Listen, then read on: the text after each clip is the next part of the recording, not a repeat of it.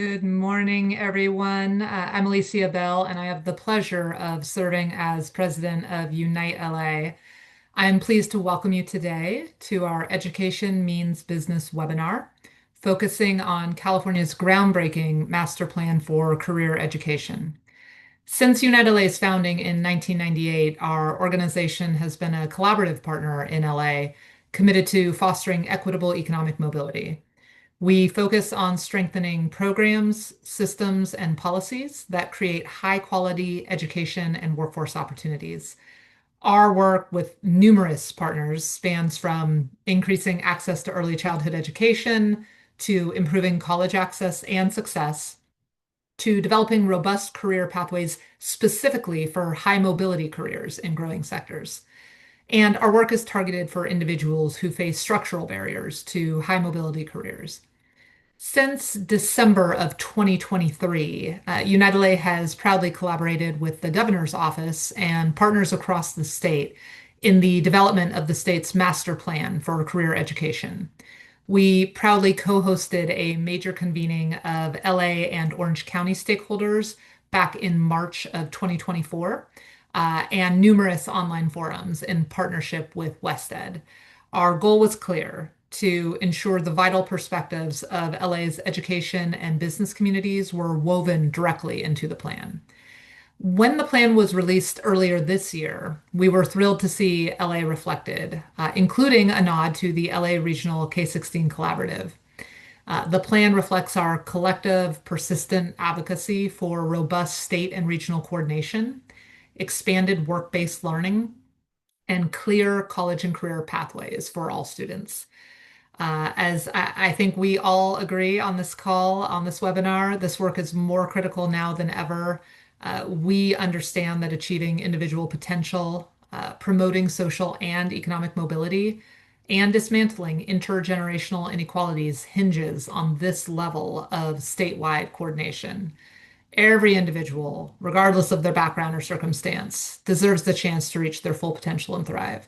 And that's precisely why we're here today, to delve into how California's master plan for career education will transform our state's education and workforce systems, and crucially, how we collectively can advance its recommendations to ensure our communities truly succeed. Thank you all again for taking the time to join us this morning. And I'm now happy to hand it over to my colleague, Edgar. Thank you, Alicia. And thank you all for joining us today. Just give me one quick second as I share my screen for the presentation today. So we're excited to have you all on the webinar with us today. My name is Edgar Castillo. I am the Senior Manager for Workforce Development Policy and Systems at United LA. I'll be giving everybody a brief overview of the California Master Plan for Career Education, where we started and where we're at today. So where have you been? The last statewide master plan was California's Master Plan for Higher Education, which was adopted in 1960, which clarified the roles and expanded access across the University of California, the California State University, and the community college system. Since 1960, California's population has grown from nearly 16 million people to nearly 40 million today. There were 17 CSUs in 1960 and 23 CSUs today. There were 6 UCs in 1960, 23 CSUs today, 60 community colleges in 1960, and 16 community colleges today. It's been 65 years since California has had a master plan. In August 2023, Governor Newsom signed the Freedom to Succeed executive order, instructing state leaders to build a master plan for career education. So why now? Why is this important? California systems were built for a different era, and without a unified, equitable approach to education and workforce, we risk leaving millions of Californians behind in a rapidly changing economy. California is facing massive economic shifts, rising cost of living, disconnected systems, siloed funding, fragmented pathways, and much more. Our state has made significant progress to address disconnected systems through efforts like the Case through 16 regional collaboratives, Jobs First, Strong Workforce, Golden State Pathways, and even a cradle to career data system, but these programs operate independently from one another, which could cause redundancy and overall confusion. So the six core concepts of the plan include the first being the state planning and coordinating body, which calls for a formal statewide entity to unify strategy across education and workforce systems. Second is to strengthen regional coordination, where we empower local consortia to align K through 12 colleges, employers, and workforce boards. Third, supporting skills-based hiring via Career Passport, which is a portable digital credential showcasing verified skills to employers. Fourth, being career pathways for high school and college students. Clear industry-aligned progression options from secondary to post-secondary. Fifth, strengthen workforce training for youth and adults. Expand short-term on-ramp training programs with wraparound support services. And lastly, increasing access and affordability, simplifying eligibility, financial aid, and reduce barriers to entry for all learners. Now, as we look at the state budget that was recently just passed this year, the legislature and Governor Newsom made an initial $40 million investment to begin implementing key components of the master plan for career education, including the career passport, credit for prior learning, and statewide coordination efforts. These are early foundational investments, not the full picture, and represent a first step towards broader system transformation. Over the next year, budget and legislative advocacy will focus on scaling, refining, and evaluating what's working and what needs to evolve. We recognize the trial and error will be part of this process, and we're committed to learning from early implementation efforts. We're especially excited to lean into the lessons learned from this initial phase to inform how we strengthen regional coordination, improve equity, and align systems more effectively. Now, I'm really excited to hear more about what implementation and next steps will look like. That's why we have a great panel of speakers today, and I will pass it over to Adam on our team to introduce our panel. Thank you, Edgar, and we'll see you again soon to ask some questions submitted by many of you during the registration process. And as Secretary Knox and Assemblymember Fong join me on the screen, I'll say it's a pleasure to be here with you this morning, and thank you all for joining us. My name is Adam Gottlieb. I serve as United LA's Director of Post-Secondary Strategy and Policy, and I've been pleased to support this master plan journey since that mid-2023 executive order. I'm glad to be able to share with you all what our plans are for the master plan and how we can work on implementation. And especially glad to be here discussing that with our speakers. So speaking of our speakers, now that you're here, we're going to start with a deceptively difficult question for you and ask you to introduce yourselves. We'll start with you, Secretary Knox. Great, I appreciate it. Thank you, Adam. Stewart Knox, Secretary of Labor, about 2.5 years now as a secretary. Prior to that, I was the Undersecretary of Labor for about 4 years. So I've been with the administration for almost full term. And prior to that, I was the Employment Training Panel Director for Governor Brown. And so been with the state for about 10 years. Prior to that, though, I did local government and also worked for a community college for 7 years in workforce training. So background in really education training programs for almost 31 years. Thank you. Assemblymember Fong. Thank you so much, Adam, for that introduction, and thank you to Alicia and to Edgar and everyone at Unite LA for this webinar, and thank you to Secretary Knox for your leadership as well, and to everyone for everything you've done. As a former trustee for the Los Angeles Community College District, I had an opportunity to chair the Ad Hoc Committee on Jobs and the Economy, where we focused on workforce training programs with our community colleges in the greater LA area. Also had an opportunity to work in the mayor's office and was director of policy for workforce development there, and working on CTE is always a priority of mine. And now as chair of the Assembly Higher Education Committee and a member of the Budget Subcommittee on Education Finance, I have the opportunity to elevate these issues each and every day to advocate for programs that will help Californians secure good paying jobs through career ladder training programs. And in terms of the master plan for career education, thank you so much to the convener, West Ed. I had the opportunity to meet with them a couple of times as well during the preliminary findings on this, and then also had an opportunity to participate in a hearing to continue to uplift the work and efforts around this and to make sure that we look at one of my main priorities is continue to push for an education coordinating body, and glad to see that here as well. And that's one of the recommendations in the master plan. And I look forward to today's conversation. Thank you. Wonderful. Thank you both. And we're certainly looking forward to today's conversation, talk about not just that statewide coordinating body, but really what the factors are that really support the implementation of the master plan and ensure that we're seeing it through with equity and really focus on student success.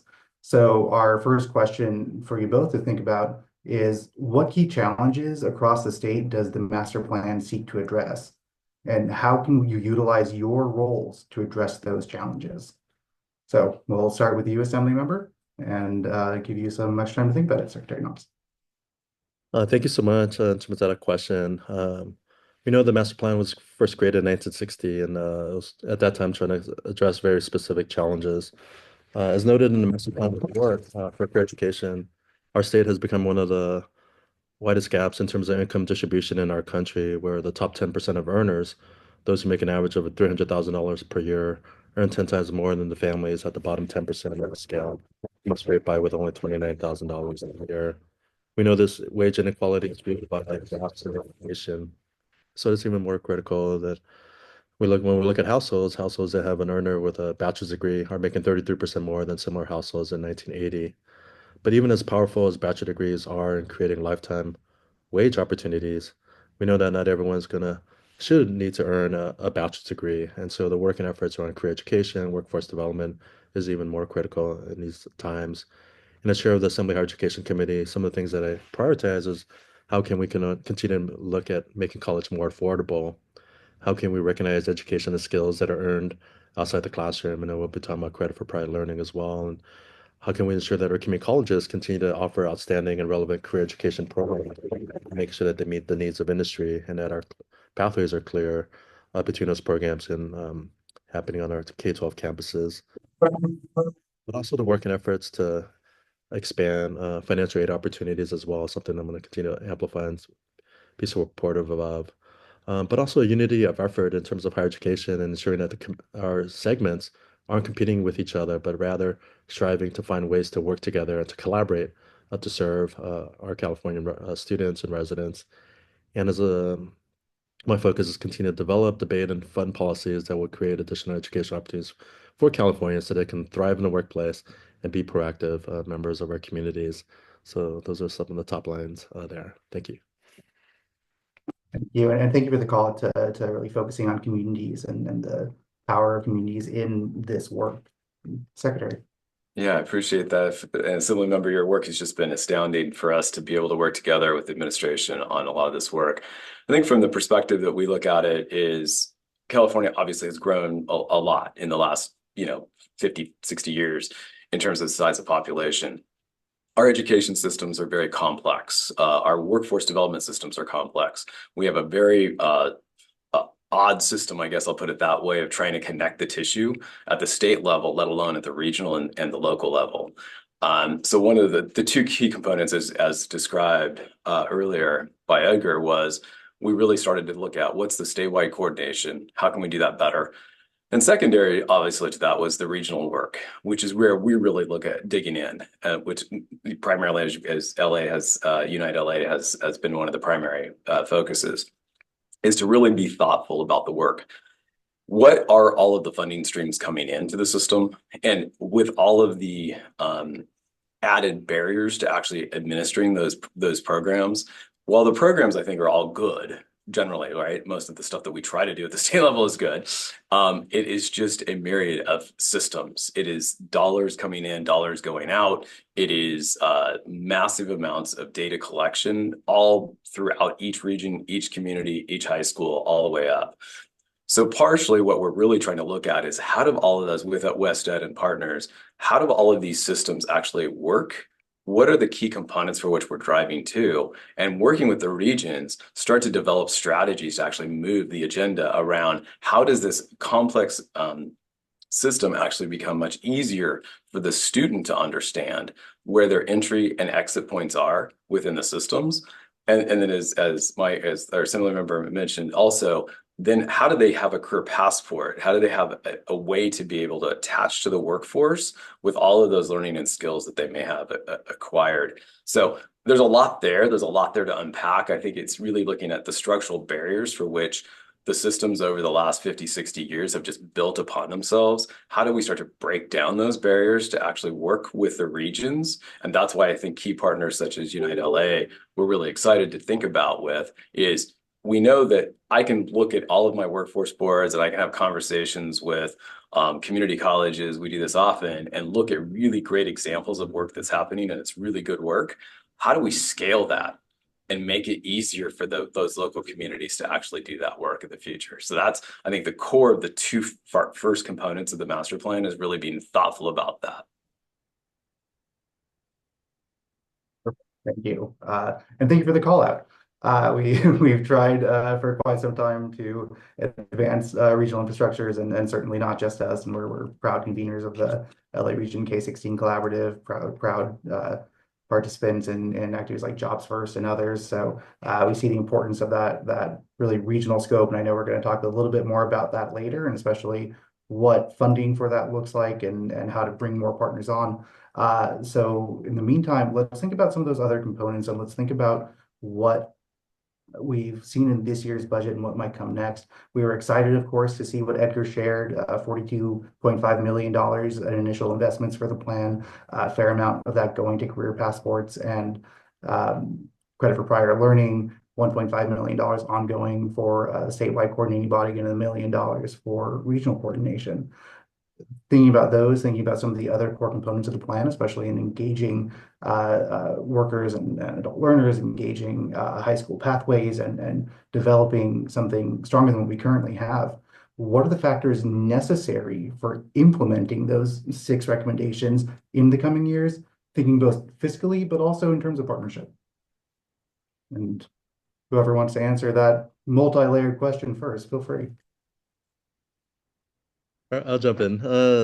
Thank you so much for that question. And I think in terms of our objectives, we need to make sure that they continue to align with our strategic vision here in California and available resources. We know that sometimes taking these big ideas, we need to continue to look at breaking it down to smaller, more concrete, fundable parts. I know it's been a challenging budget year as well, but I'm glad to see that some of the resources being put into these efforts as well. But when we have the big vision in mind, we also know that our fiscal realities that we have to start and to grow smartly in these to lay a foundation to make sure that every new piece that we build upon is done with purpose, resources, and clear expectations. And so with the start and funds to really look at these 6 recommendations, we know that building a statewide planning and coordinating body is one of those critical recommendations. And the secretary and the governor and in my years in the legislature, this has been a priority of mine since being elected. And last year, I did introduce Assembly Bill 1142 last session on this effort, and this year, Assembly Bill 95 on this specific effort as well to look at these statewide coordinating bodies. While I'm thrilled that there's some funding in the budget, we know it's only $1.5 million, and that is a start. But many of us in the higher education space also believe that a coordinating body should have wide-ranging responsibilities and authorities. But we also do know that such a body, we're not going to do ourselves any favors if we assign duties without providing the necessary resources to accomplish those duties to make sure that we're successful in this coordinating body. So as we continue to build this out, we want to make sure that this body is not crushed under any weight of unreasonable expectations. So we know coordination is very, very important. The secretary's mentioned this as well. So we want to make sure we get this right. And so starting small and building smart is going to be critical in this coming year and going forward. And really efforts with Unite LA and the LA 16 Collaborative. When I was at the mayor's office, we also participated in LA Workforce Systems Collaborative as well, bringing together business and labor and entities in the chamber to really look at, and Unite LA, David Rattray was a big part of that as well. So really continue to look forward to this collaboration together. Thank you. Yeah, I'll just add, and I think the Assemblymember is right on. I mean, it's three core components, right? Collaboration, communication, and innovation is really the 3 things that we're looking at doing here. And with using existing resources as well, and as everyone has talked about, we've had the K16 collaborative dollars, and we've had the Jobs First, or originally SURF dollars. which really brought together 13 regions within the state. And so as the governor talks about, this is kind of the three-legged stool, which is the two funding streams, which gives us supply and demand side of it. And then with the K-16 collaborative dollars is really starting to think about the career master plan on education. So how do we take what we've got, as the assembly member said, in lean budget years, and try to effectively make this work better? That's really collaboration and communication on our part, I think, from the state level down with the regions, and really having the regions in mind, thinking about what are the next steps that we can actually take, utilizing current resources, but then thinking about what the next resources will be for the future, working with our assembly members and our Senate to be thoughtful for this next year. We know that it's going to take more money than $40+ million, obviously, to do the work that we're trying to move, but being really thoughtful about what we've already got within the systems. I had an assessment just yesterday of current dollars that we have out, specifically around 14 to 28-year-olds. And, it's upwards of $400 million of current dollars out within the regions now. That's just under our side of the house. So, you take that within the K-16, the community college systems, the CSUs and the CUC systems with us. I mean, we're talking billions of dollars. How do we better align those resources? And that's really what we're trying to talk about here, to meet the outcomes and bring in access points for those that just don't feel like the education is part of what they need or want. How do we change some of those systems, obviously, within the next 6 months to a year, and be real thoughtful about how do we get credit for prior learning, as we've talked about a little bit, and competency-based education as key drivers to attract students or potential students that just feel like the education system is not for them any longer. So I think that's with our regional partners is really core for what we're going to be looking at. I will say the one thing that I think has really been great is imagine this, we actually have silos at the state of California in our state government. This has broken down quite a few of the silos already. I have ongoing communication weekly with the chancellor's office. I have a call today at noon with the chancellor herself to go over some of the key principles for which we're driving this. How do we align resources and funds currently to make this move? How do we use existing structures within systems that we already have to actually move the agenda? So those are the conversations that have begun, which I think are just core for what we're trying to do here for the innovation side of the house. But I mean, wonderful answer. And I appreciate really the take on what's necessary to bring students in who haven't necessarily been connected to the system, how we recreate our systems to serve them, and also ensure that we're serving the needs of our regional economies, our statewide economy. I do want to press you all a little bit deeper on statewide coordination, in part because you both championed this. Of course, as Member Fong, you introduced a number of bills on the topic, including this year. I think there were 3 bills in the legislature this year around some sort of interagency coordination. And if we're thinking about maybe a traditional state higher education executive office, a SHEO that we see across the country, I think we in California are looking at this differently. It's not just our education segments, it's really our education segments plus our workforce development departments, plus our regionally based offices or initiatives. So thinking about how to support interagency coordination, can you expand on what fiscal and programmatic alignment might look like, and really what are those challenges you see in aligning our education and workforce systems? All right, review. Yeah, but as we know, as the Secretary mentioned, we got to continue to break down silos in our agencies and government, and really to make sure that we're collaborating. So we know that organizations can look inward at times, and by their nature are concerned with their own operations. Firstly, with the campuses, we know they want to make sure their campuses are thriving. State agencies are making sure that they're accomplishing their responsibilities. A segment of higher education focus on their system as well. So I'm glad to hear Secretary mentioning the Chancellor's office. Whereas we're always in contact with community colleges as well, and our segments to really make sure that we're hearing them and where we can look at collaborating. But coordination, strategic planning, those require relationships and having the right people around the table as well to be really open to those conversations. So that's why collaboratives like Unite LA and the LA 16 collaborative is so critical. When I was at the mayor's office, we had participated in LA Workforces Collaborative, and we had a formal MOU and how we can continue to uplift the region. We had goals and metrics in terms of the number of jobs we wanted to create, what sectors were growing, looking at the partnerships with the LA Economic Development Corporation and looking at industry sectors that were growing and doing studies, convening intermediaries. So we know that formalizing that coordination and make sure that goals are being set, information is being reported out, will be a key part of making sure that education workforce training have broader alignment and making sure that everyone's working on the same team and working together and collaborating together. Because sometimes with the metrics that we have, sometimes we want to make sure that everyone's getting the credit that they deserve as well as in terms of the goals that they're meeting. So to make sure that we're all on the same page to avoid duplication and ensure that there's no gaps for our individuals and Californians that are looking to engage in our workforce training systems. So that's something that we look forward to future conversations on and how we can continue to build upon this with the secretary and everyone.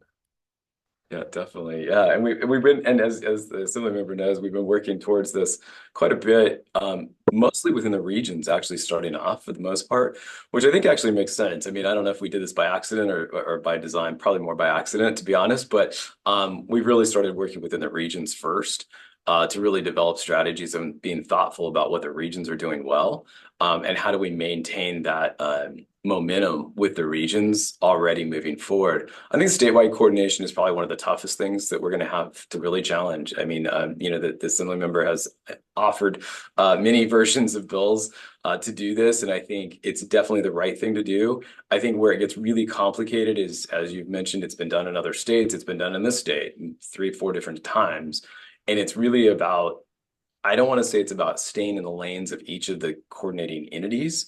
It's about the coordination for which they have oversight, much like I have oversight of the workforce development side of the house, is how do we make sure that students are meeting their full potential with us assisting them to do that? And so forgetting about the dollars, the credit for it, all of the fun things that I think we get to win over is really at the end of the day, are we serving the best to the best of our ability to the students for which are coming through our systems? And where are the gaps? And so I think that's where the statewide body has to really deliver on is if we are seeing gaps within systems of ages 18 to 25, 26 that are just not getting in the workforce or getting the skills that are necessary. We know that there's about 500,000 potential students or workers that are just not in the system right now. They don't show up in unemployment insurance paying into, so our UI side. So there's no record of employment, and then there's no record of them being in education. So if there's 500,000 people that we are just not seeing in the system, what are they doing?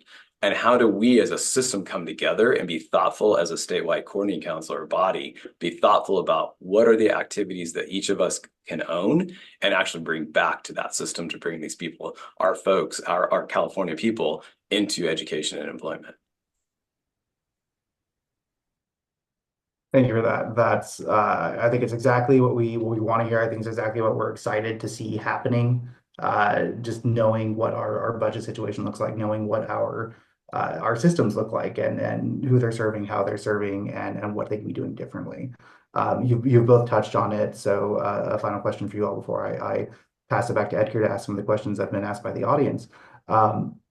Speaking specifically on the regional scope, and you've of course both recognized the need and to your point, Secretary Knox, starting with the regions to understand what's going on there, understand that there are so many different types of collaboratives, so many different types of city and county offices. Assemblymember Fong, you of course work not only for the mayor, but as a trustee of the largest district in the state and in the nation. You both see regions in a very specific light. And I know there are still outstanding questions. $1 million to launch a regional coordinating system is budget dust, as we like to say. So there are plenty of outstanding questions on really how the state can fund that and how you can work with those regional partners to really begin the effort and sustain the effort.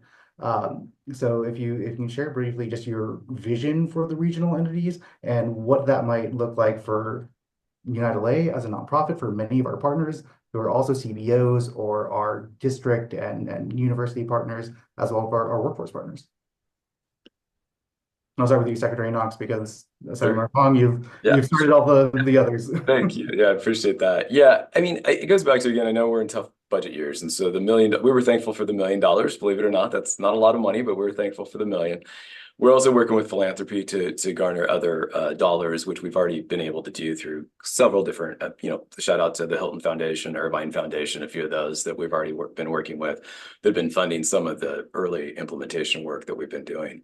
And so with philanthropy dollars, with some of the state dollars, I think what we're really looking at and what we've already started to do is look at what structures we all fund within regions now. So that's our first viewpoint. We fund at the workforce side of the house. We have 45 local boards. We have 15 what we call RPUs, regional planning units. We already fund that. The community colleges have their 8 entities within the 116 through Strong Workforce. So we're already funding programs under this. We have the 71 consortia under the adult education side of the house. I don't know why there's 71, but that's a whole different story, I guess. 58 counties. I'll just throw that out there. So with that, what are the structures that we're already funding with dollars from the state already currently or feds that we can mobilize those resources in the future around to have these highlighted of the 13 regions within the K-12 and the K-16 collaboratives plus the Jobs First. What within those 13 regions dollars do we already have within those systems that we can start to restructure around this type of work? Because we do believe, and I believe fully, this is the work we need to be doing in California. It's not just about workforce development. It's not just about education. It's about both. And how do we bring the two together, and economic development, actually, to really be thoughtful about what we're pushing this agenda towards? And so how do we take those dollars and reformulate those through these 13 regions to make this work better? So I think that's just my current anticipation of the moves that we'll be making in the next year. And thank you so much. And just to amplify what the Secretary mentioned, that we know with the 13 regional plans, with the state economic blueprint, the Labor and Workforce Development Agency that the Secretary leads, we know that we need to continue to evaluate regional coordination models to make sure they're in alignment with the governor's master plan for career education. And we know that here in Los Angeles, some sectors may be growing and other sectors in other parts of the state are growing other sectors. So we know that one model might not fit other models across the state. So really looking at being intentional and being okay with not trying to implement a one size fits all solutions going forward. We know that a lot of regions are very unique and specific in terms of what's happening in Inland Empire, what's happening in San Diego, what's happening in the Central Valley and Northern California. So when we look at identifying and scaling existing models that work, we know that we got to make sure and be intentional with models that may work in some areas and not in other areas, and be okay with that. But also in terms of statewide coordination, we know that the funds that we're starting with is a bit small, so we have to do the budget realities. We got to make sure that the direct oversight responsibilities of such an entity would be make sure that they're set up to succeed. And so it might be we need an expectation set that regional coordination going forward as well, to make sure that we're not overcomplicating any potential solutions as well. So I think there's a lot of opportunity in these regional coordinations, but at the same time, we know that not a one size fits all model fits throughout California. So I think being intentional about that and having groups like Unite LA and all our different sectors, workforce development boards, community colleges, the regional consortia, and then I think there was the opportunity with the strong workforce funds, as well as the Secretary mentioned, to really make sure that we continue to create a communication pipeline between the coordinating body and the regions. I think would be very critical in this space. Thank you both for that, and thank you for preemptively answering some of the questions that we've seen in our Q&A. A few stand out regarding why build a new system when we have the regional infrastructure. Secretary Knox, you made it very clear that we have a number of infrastructures. They don't necessarily align with one another. They don't necessarily, the numbers are all over the place. How do we make sure that those are aligned and can collaborate better? We've gotten questions regarding what the roles of different RPUs, workforce development boards, strong workforce, K-16, so on, are, and how they can play a role in this regional new regional vision, and how And to the point of you both, this is the first step, and we'll continue to go forward from there. So I know Edgar came on, and then I vamped for too long, so I'll ask him back to ask some of the other audience questions that we've received or have received previously. I'll just say what I'm being left with, Secretary Knox, and this is certainly the soundbite that I'm going to be posting everywhere. It's not just about workforce. It's not just about education. It's about both. That's absolutely key, and I hope we can all work with that to move into the implementation of the plan. So with that, I'll pass it to Edgar for the next round of audience questions. Yeah, thank you, Adam. Appreciate that. So we have, just like Adam was saying, we did receive some questions leading up to this webinar, and we've been seeing some questions already coming through the chat, and we'll do our best to try to answer them simultaneously. But the first question I have is for you, Secretary Knox. Possibly the first demonstration project of the master plan is occurring here in Los Angeles in partnership between Unite LA, LWDA, CWS, the LA Opportunity Youth Collaborative, and West Ed.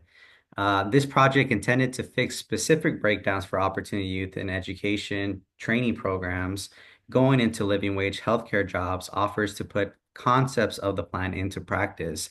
How should we utilize the demonstration project to learn and intentionally scale implementation across the state? Yeah, I appreciate the question.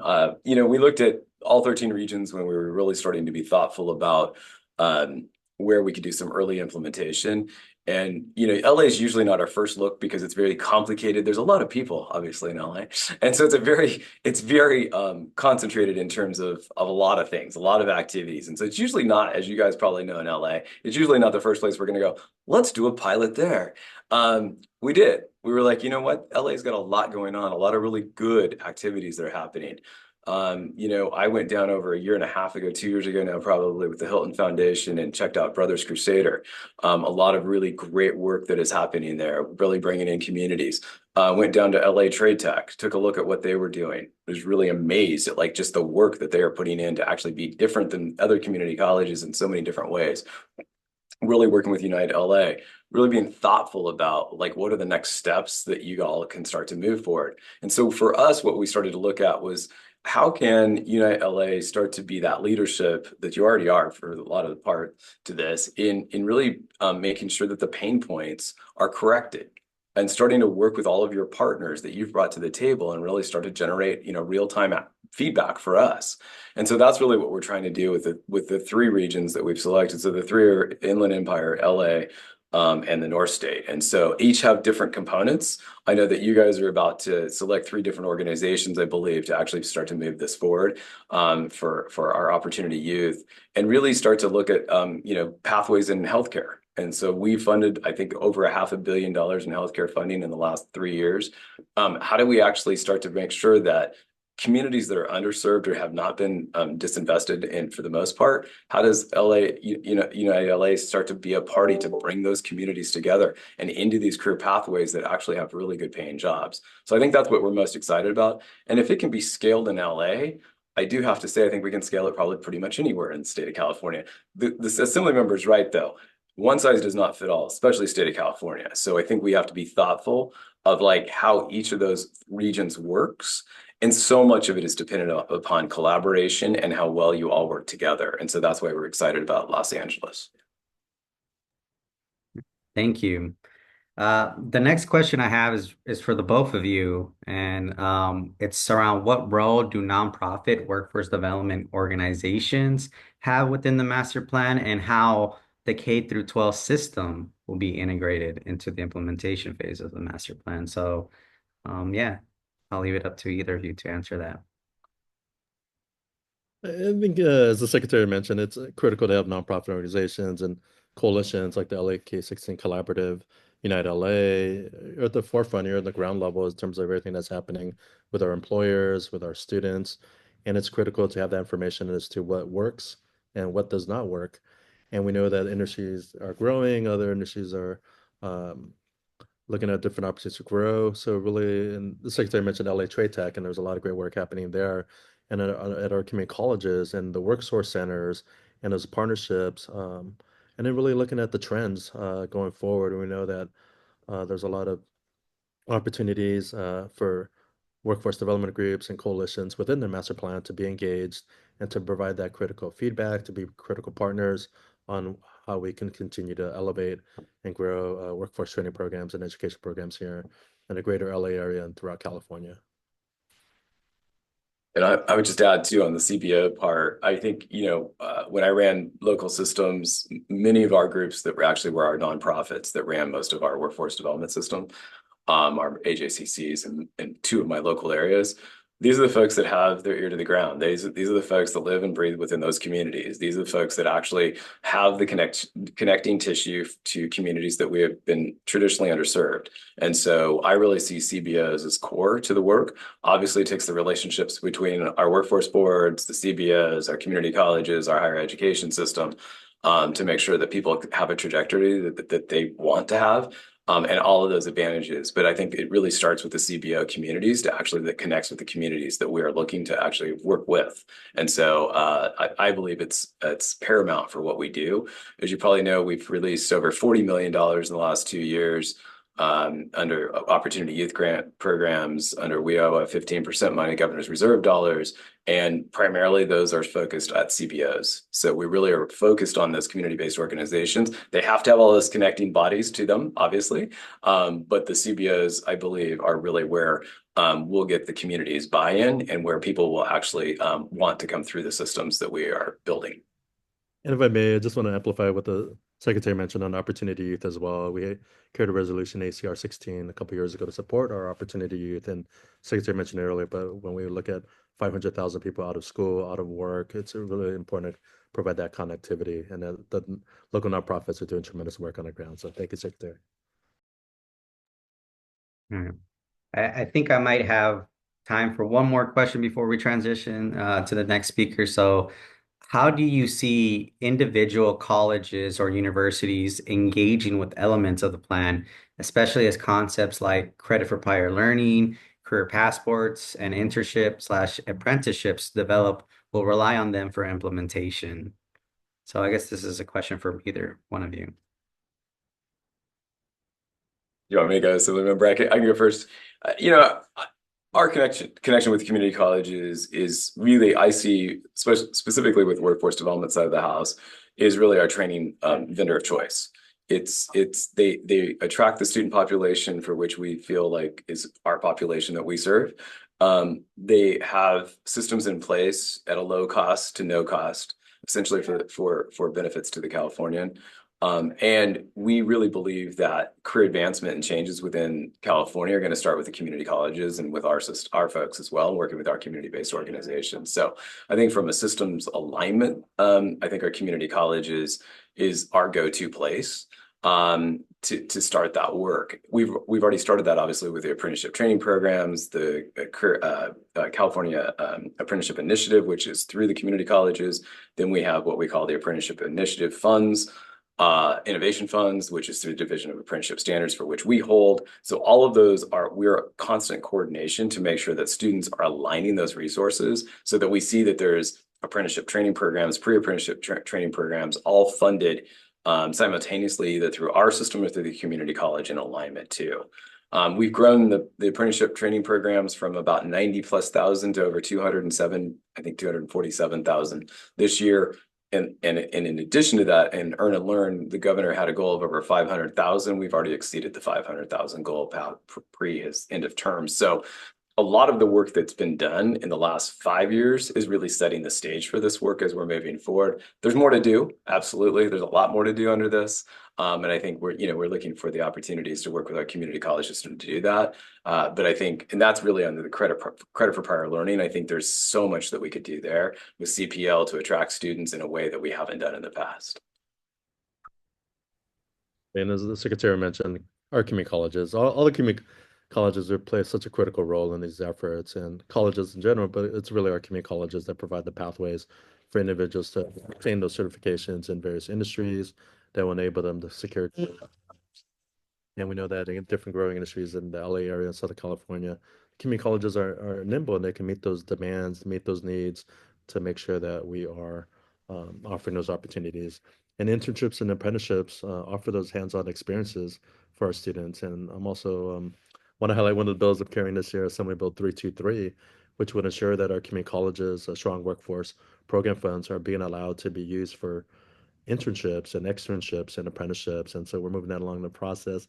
Grateful for a lot of the support from many of the folks that are on this call as well. And we're going to continue to push that opportunity for community college strong workforce funds. And also in the budget, we know that there's $5 million ongoing and $15 million one time for credit for prior learning.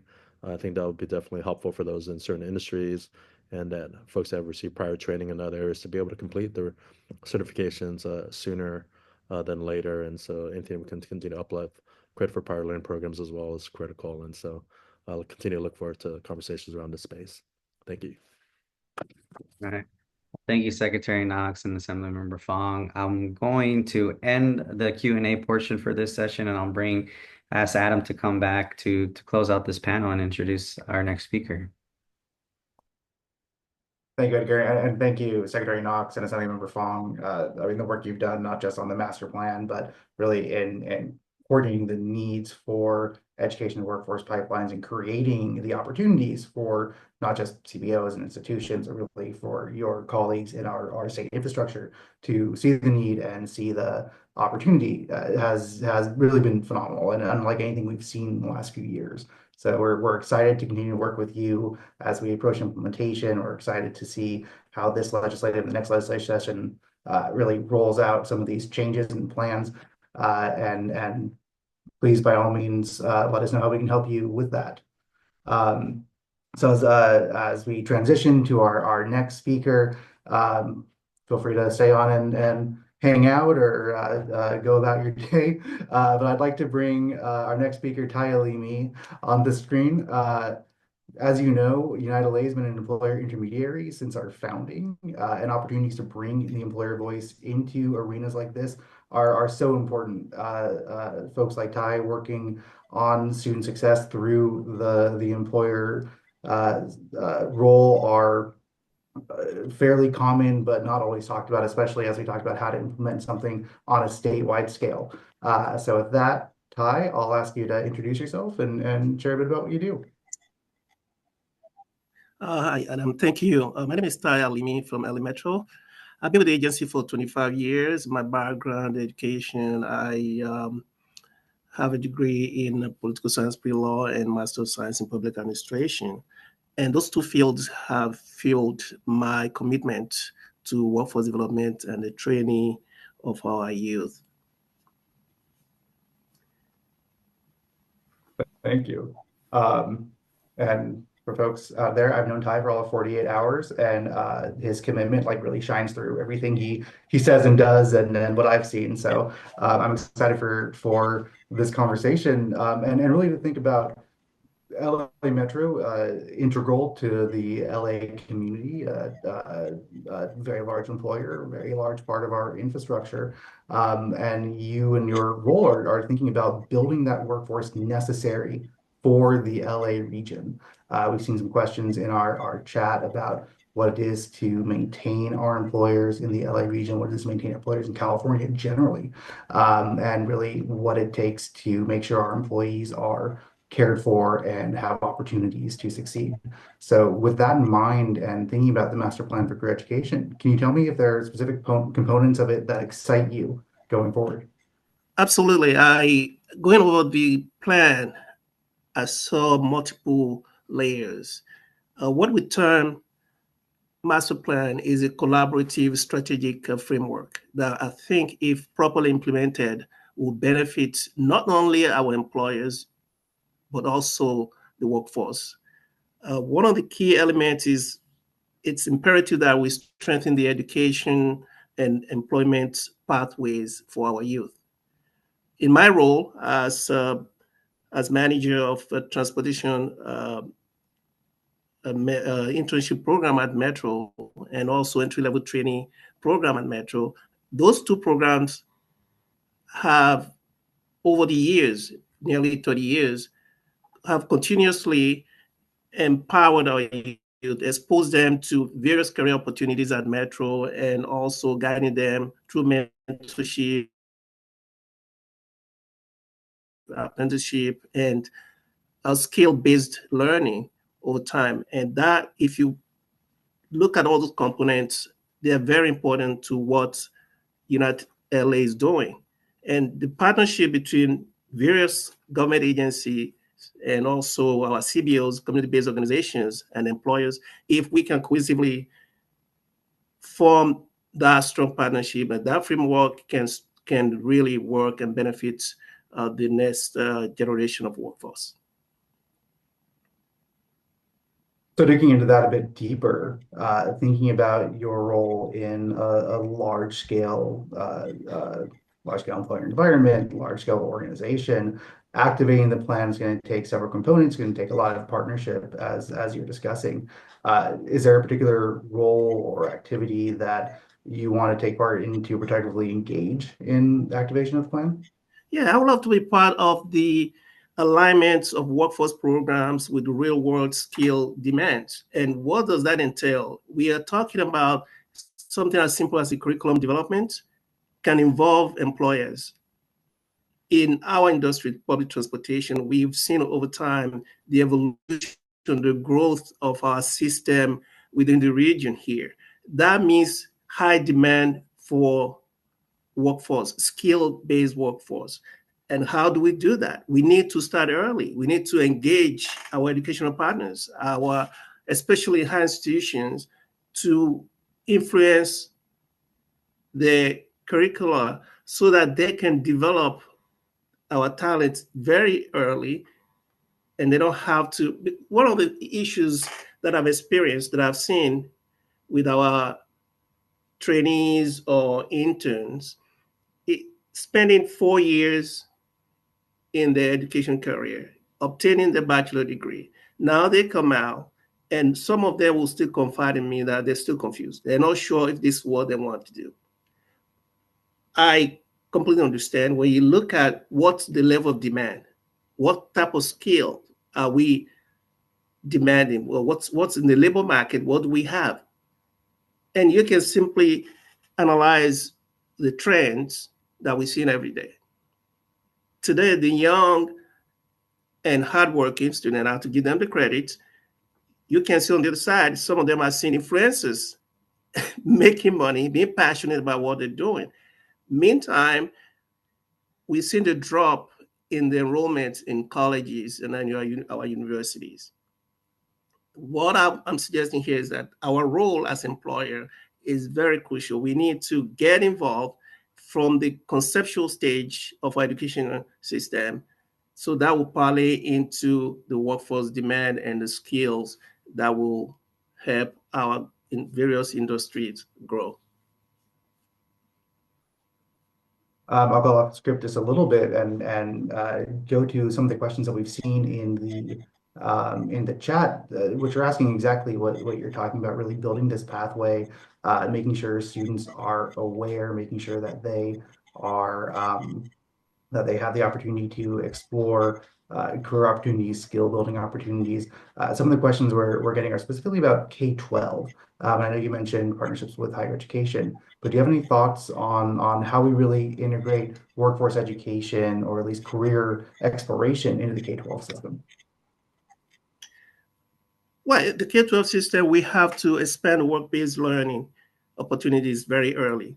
And also, we have to promote equity in access to career development for these young talents. It's not easy for some of the employers to do, and also for the schools, education systems also as well, because when you have limited funding streams. And I appreciate the submissions from Assemblymember Fong and Secretary Knox. And these are some of our challenges, because we can expand on ideas. We can talk about the framework. We can talk about the process of implementation of all these ideals. Without funding, without sustainable stream of funding, we cannot get it done. So getting early, for instance, at LA Metro, we have what we call TCAP, Transportation Career Academy program, which caters to students in the 11th to 12th grades. We bring them on board during the summer. Currently, I think this cohort will be graduating next Friday. We bring them on board For 7 weeks, we expose to them to various career opportunities and projects at Metro. We give them hands-on experience. And where that has changed many views in terms of career pathways. I've seen students from high school in our program, TICA program, coming in and say, hey, I never thought about Metro doing web design, never thought about Metro's strategic planning development. So how can I get this type of career in universities and colleges when I move on? We even go as far as creating wraparound services for them. We reach out to colleges. We bring some of the 9 community colleges in the region. We bring them on board. We have conversation with them, and they help sustain this program that we have over time. So starting early is crucial to the sustainability of the plan. Thank you for that. And as we close out, I'll ask you a final parting thought of just thinking. You've mentioned the necessary skills building opportunities. You've mentioned bringing you and your colleagues together to really ensure that what students need to know is they have the mentorship they need, that they have the funding they need to be successful. Are there any parting words of advice you might have for our government partners, both here joining us today and elsewhere, to make sure that we can implement parts of the plan that really do relate to you and your employer perspective? Well, I think as we heard from our previous speakers, what's important is that, and I said at the beginning of this conversation, that we have a multi-layered framework here. And also, the layers create conflicting interests. And most of our organizations, either in the public sector, private sector, or CBO, we all work in silo. I think we have to genuinely come together and create a sustainable strategy for the plan to effectively work. At the end of the day, we see the changes, and some of the things that I would suggest for the government agencies is how, in addition to the funding, they have to provide some other resources, locations, infrastructure, for us to be able, for instance, Metro just launched the new scale hub on on Vermont and Manchester. So you can go there and see how wonderful Metro has worked over the years to get to that point. And we should have not just a centralized system when it comes to implementation of these master plan. We should have some satellite programs that really effectively work and cohesively. And that would be my advice. Thank you for that advice, and we've certainly heard it before, the need for infrastructure spending, the need for education spending, the need for the breaking down of silos. We appreciate hearing from a business perspective, from an employer perspective. I think it's always incredibly helpful, but it's not just CBOs and institutions speaking to it. So thank you for being on board with that and for doing what you do to support our students. It's a great pleasure. Thank you for having me. Thank you, Tai. With that, we're about to wrap up. I'm going to ask Alicia Bell, our president here at United LA, to close us out. My pleasure. Thank you, Adam and Edgar, and thank you again to Secretary Knox, Assemblymember Fong, and Tai with LA Metro. Your insights into both the master plan as well as the implementation of career education have really helped to inform our path forward. To recap, I would say as I looked through my notes from today's webinar, we have gained insights into the challenges we face, such as income inequality, the complexity of our systems, and budget alignment. We also explored key goals, including creating a state planning and coordinating body, strengthening regional coordination, supporting skills-based hiring, developing career pathways, and increasing access to and affordability of education and workforce development training. I appreciated Secretary Knox highlighting that collaboration, communication, and innovation are the 3 components that will really drive our success. And we've all seen how collective action is paramount to ensuring every Californian can reach their full potential. The significant work is underway through numerous initiatives, one being the K-16 Collaborative, guided by the Master Plan for Career Education. Certainly there's more to do, And as we move forward, Unite LA remains dedicated to advancing these critical conversations and driving tangible impact. So we would simply encourage you to stay connected with us. Please visit our website to learn more about upcoming events, new reports, and further opportunities to engage in this important work. We're really grateful for your continued partnership as we work to build a stronger, more equitable future for California. Thank you all, and I hope you have a great afternoon.